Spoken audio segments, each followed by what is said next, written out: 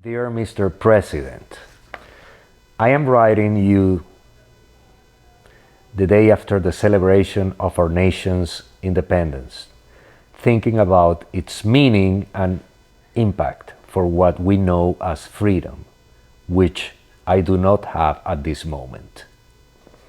By the date of this letter, it has been 1,686 days since my arbitrary and unjust imprisonment by the Venezuelan Military Intelligence Service, along with another 5 colleagues, later known as the Citgo Six. I am calling on your humanity, courage, and decisive leadership to put an end to this difficult and extreme circumstance. During the past 1,686 days, I have been detained in a maximum security military prison known as DGCIM, and later in the notorious Helicoide, where I am detained now, both in Caracas, Venezuela. My imprisonment followed unknown political purposes that are now made clear by what we know to be hostage diplomacy. In addition to the countless risks and dangerous situations which have jeopardized my health and my life, my imprisonment has been characterized by extreme and dramatic conditions as a consequence of living in a dungeon. As a result, I developed multiple ailments like pneumonia, a kidney failure, COVID, high blood pressure, allergies, a dramatic weight loss, scabies, amoebiasis, amongst others. Believe me, every circumstance conspires to have the prisoner lose his hold.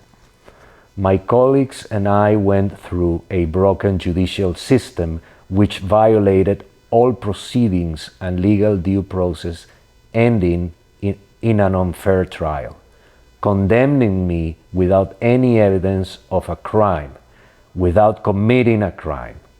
Mr. President, I am an innocent man. Perhaps my only crime here is being an American. Mr. President, I am a family man. I am a husband, a father, and a son, a brother and a friend, a grandfather. Perhaps the most painful part of this circumstance is the tremendous distress, despair, and financial calamities that my family have been facing, and how they have been coping with the devastating impact of this catastrophe through the past 1,686 days and counting. Hunger, humiliation, fear, and deep anger at injustice are rendered tolerable by mental images of my beloved persons, my family and friends. I always remind a phrase from Nietzsche: "He who has a why to live can bear with almost anyhow." My why is my commitment with my family to go back to them as a better man than before, alive, and not as a corpse in a coffin. Mr. President, I need your help. I am fighting a battle against a very powerful counterpart, a very powerful evil, and this is a matter of victory or defeat. Your leadership and authority are necessary to put in place the required prompt actions to ensure my release and the release of more than 60 fellow Americans, my brothers and sisters in captivity as hostages and wrongful detainees around the world. I truly believe that your direct intervention and executive leadership will secure victory over this powerful evil and put an end to this injustice, nightmare, and infamy. Mr. President, I believe in you. I trust your kindness and humanity, and I know you are compassionate, a man of faith who understands the value of family. As per Alexandre Dumas, the Count of Monte Cristo, in the last chapter, all human wisdom is contained in these two words, wait and hope. I am waiting and hoping for the best.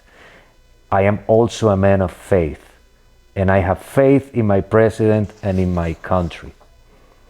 As my mentor, Daisaku Ikeda, states, to lose hope is to lose the light of life.